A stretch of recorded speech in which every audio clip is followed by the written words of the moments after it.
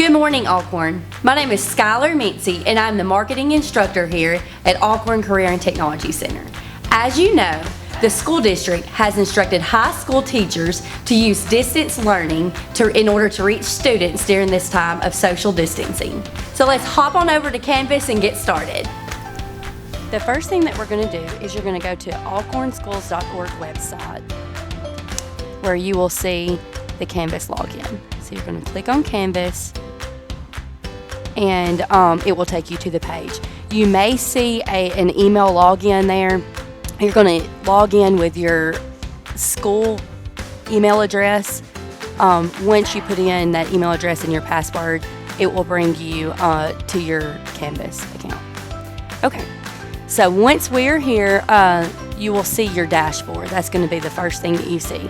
Those are going to be the classes that you teach. Okay, I'm just going to click on one of these just so that you can see. But just know that the dashboard are going to be the classes that you teach. So if you teach 4 different classes, then you're going to have 4 different classes there on your dashboard. Okay, that will then take you to the home page. Yours probably, unless you've made a home page, yours may just be something generic, something that came with your Canvas account. But the first thing that I want to begin to do is tell you what a module is. So somewhere along this left-hand side, you're going to see something that says modules. Now, yours may be in a different order than mine. That's okay. So if you will, click on your modules. All right. Once you are there, again, if you have not done anything with Canvas, you will probably not have anything on this page. That's okay. I want to explain to you exactly what modules are. For some of you that have units that you go by, I want you to think of each module as being a unit. If you have chapters, then you can make these each chapter. So let's say that you have chapter 5, okay? Then I want you to do add module, and this is going to be whatever you want this to be. So I want you to think about modules as being a binder, okay? So let's say that you want to make this chapter 5. Then you're going to add module. Okay? Once you have added that, your binder is made. Let's see where it is. Here it is. Your binder is made, but you have no pages or things to put inside of it yet. Okay? So now is going to be where we will add content to put in that binder there. So again, I can't stress this enough that I want you to think of modules as being either a unit or a chapter. A lot of people get confused whenever they see modules because they're like, what in the world are modules? So I do just want you to know that these can be units for you, or these could be actual chapters. Okay, so that is modules. The next thing, as I said, that you're going to need is things to put in, content to put in these modules or this binder of yours. So there are 3 types of things that you can put in to your modules. You first have pages, you have files, or you have assignments. Okay, so the first thing that I'm going to show you is going to be a file. Now, if you have worksheets, any kind of content on your computer that you're wanting to put into Canvas, this is where you're going to do it. This could be a PowerPoint, this can be a video, whatever you have saved onto your desktop computer is going to be, and you want it to be here, you're going to go to Files.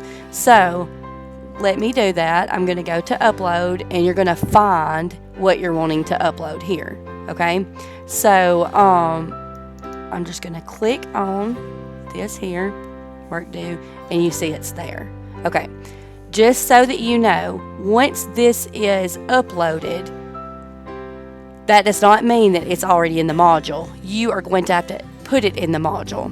Once this is uploaded, all this does is it just adds it to Canvas. But Canvas doesn't know what binder or module to put that in.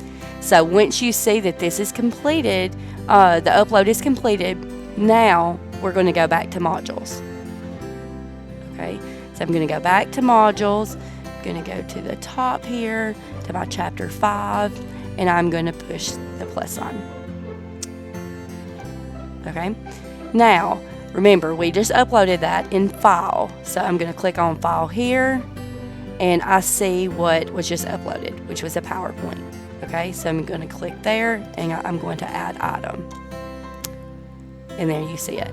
So again, that is files. Now that we have files taken care of, let's look at pages and assignments. Pages are going to be just what they sound like. Pages are only documents that students can view. So in a second, whenever I show you assignments, these are going to be, assignments are things that students will actually turn in so that you can see their work. Pages are only things that students can view. For instance, I have something that I'd already made. I typed this in, business plan phase 1, and it just has instructions for students. It does not tell students that they actually have to turn something in here. So how you will put this in is you will just do add page, and you could do chapter 5, and then you're going to give them their instructions here. Okay, just things that you want them to read. Again, they don't have to turn this in, but just information that you want them to know, and you're going to save that. Okay, so I just saved this. I'm going to go back to my modules here. Again, I'm going to click that plus sign. In the add, you have to tell it what you want to add, which I just created a page, and this is going to be where you add this. I did the chapter 5, and I'm going to add that item. I know that you probably see here this green check mark. What that means is that this is published. So if you want your students to be able to see this, then you're going to publish it. If you do not want them to see it, then it shouldn't be green. Okay. So whenever you finish a module and you want students to have access to that module, that's going to be when you hit this button here so that it's green.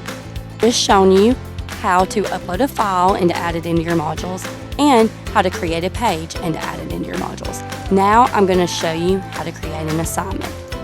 I do want you to keep in mind that assignments are going to be the only things that students can submit. So I'm going to add assignment here, and I'm going to put what the assignment name is. So I'm going to put chapter 5, and I'm going to put what questions I want my students to answer here. See, I've got some questions there for them to answer, and now there are some options at the bottom. So here we have assignment group. This is going to be a subheading so that you can easily find the assignments when you go to add them into your modules. So I'm going to make this a daily grade. So I'm going to select daily grade. This option right here gives you some choices on how you want to display the grade. So I usually keep it at points, but for this situation, I'm going to put complete, incomplete, so that I can just put whether students have done it or not. Submission type is very important. This is going to be how students submit the work. So I always put text entry because students will complete this in their Microsoft Word, and then they can copy it and paste it into the text box.